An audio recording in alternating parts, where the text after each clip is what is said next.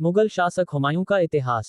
Hello दोस्तों, आप सभी का स्वागत है हमारे YouTube चैनल में। आज हम बात करने वाले हैं हुमायूं की जिंदगी के बारे में, तो इस वीडियो के अंत तक बने रहे दोस्तों, आपको पूरी जानकारी मिलेगी। हुमायूं 1530 से लेकर 1556। बाबर के 4 पुत्रों हुमायूं, कामरान, अस्करी और हिंदाल में हुमायूं सबसे बड़ा था। बाबर की मृत्यु के 4 दिन पश्चात हुमायूं 23 वर्ष की आयु में 30 दिसंबर 1530 को हिंदुस्तान के सिंहासन पर बैठा। हुमायूं मुगल शासकों में एकमात्र शासक था जिसने अपने भाइयों में साम्राज्य का विभाजन किया था, जो उसकी असफलता का बहुत बड़ा कारण बना। हुमायूं ने अपने पिता के आदेश के अनुसार कामरान को काबुल एवं कंधार, अस्करी को संभल तथा हिंदाल को अलवर की जागीर दी। इसके अलावा अपने चचेरे भाई सुलेमान मिर्जा को बदख्शां की जागीर दी। हुमायूं को वास्तव में कठिनाइयां अपने पिता से ही विरासत के रूप में मिली थी, जिसे उसके भाइयों एवं संबंधी मिर्जाओं ने और बढ़ा दिया था। प्रारंभ में बाबर के प्रमुख मंत्री निजामुद्दीन अली खलीफा हुमायूं को अयोग्य समझकर बाबर के बहनोई मेहदी ख्वाजा को गद्दी पर बैठाना चाहता था, किंतु बाद में अपना जीवन खतरे में समझकर उसने हुमायूं का समर्थन कर दिया। अफगानों से लड़ाई। हुमायूं की सबसे बड़ी कठिनाई उसके अफगान शत्रु थे, जो मुगलों को भारत से बाहर खदेड़ने के लिए लगातार प्रयत्नशील थे। हुमायूं का समकालीन अफगान नेता शेर खां था, जो इतिहास में शेरशाह सूरी के नाम से विख्यात हुआ। हुमायूं का कालिंजर आक्रमण मूलतः बहादुर शाह की बढ़ती हुई शक्ति को रोकने का प्रयास था। हुमायूं के राजत्व काल में उसका अफगानों से पहला मुकाबला 1532 में दोहरिया नामक स्थान पर हुआ।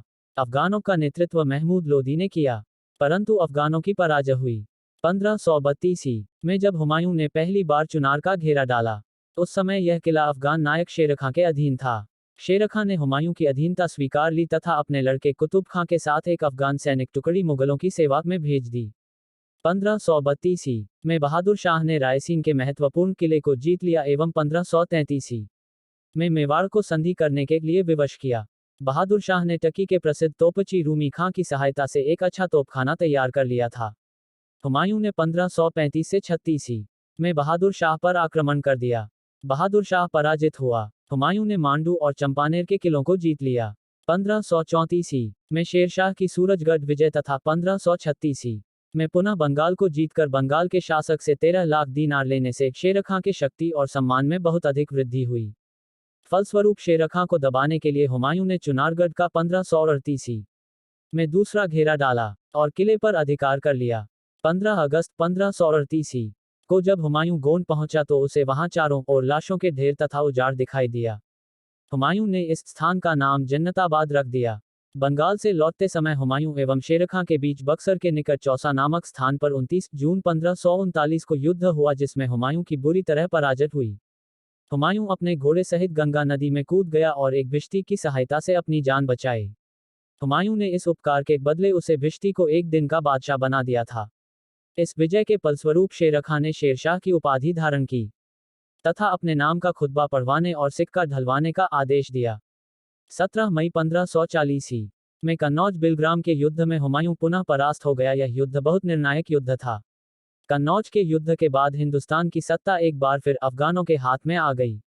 अपने निर्वासन काल के ही दौरान हुमायूं ने हिंदाल के आध्यात्मिक गुरु मीर अली की पुत्री हमीदा बानो बेगम से 29 अगस्त 1541 में विवाह किया। कालांतर में इसी से अकबर का जन्म हुआ। हुमायूं द्वारा पुनः राज्य प्राप्ति। 1545 में हुमायूं ने काबुल और कंधार पर अधिकार कर लिया। हिंदुस्तान पर पुनः अधिकार करने के लिए हुमायूं 4 दिसंबर 1554 को पेशावर पहुंचा। फरवरी 1555 में लाहौर पर अधिकार कर लिया। 15 मई 1555 को ही मुगलों और अफगानों के बीच सरहिंद नामक स्थान पर हुआ युद्ध। इस युद्ध में अफगान सेना का नेतृत्व सिकंदर सूर तथा मुगल सेना का नेतृत्व बैरम खां ने किया। अफगान बुरी तरह पराजित हुए। सरहिंद के युद्ध में मुगलों की विजय ने उन्हें भारत का राज सिंहासन एक बार फिर से प्रदान कर दिया। इस प्रकार 23 जुलाई 1555 हुमायूं एक बार फिर से दिल्ली के तख्त पर बैठा, किंतु वह बहुत दिनों तक जीवित नहीं रह सका। दुर्भाग्य से एक दिन जब वह दिल्ली में दीनपनाह भवन में स्थित पुस्तकालय की सीढ़ियों से उतर रहा था, वह गिरकर मर गया और इस प्रकार वह जनवरी 1556 में इस संसार से विदा हो गया। लेनपूल ने हुमायूं पर टिप्पणी करते हुए कहा, हुमायूं जीवन भर लड़खड़ाता रहा और लड़खड़ाते हुए अपनी जान दे दी। हुमायूं ज्योतिष में अधिक विश्वास करता था, इसलिए वह सप्ताह में 7 दिन 7 रंग के कपड़े पहनता था। मुख्यतः वह इतवार को पीले, शनिवार को काले एवं सोमवार को सफेद रंग के कपड़े पहनता था। हुमायूं अफीम का बहुत शौकीन था। मुगल बादशाहों में हुमायूं ही एकमात्र शासक था जिसने अपने भाइयों में साम्राज्य का विभाजन किया था। हुमायूं को अबुल फजल ने इंसान ए कामिल कहकर संबोधित किया है। बैरम खां का योग्य एवं वफादार सेनापति था, जिसने विरवासन तथा पुनः राज सिंहासन प्राप्त करने में बड़ी मदद की थी।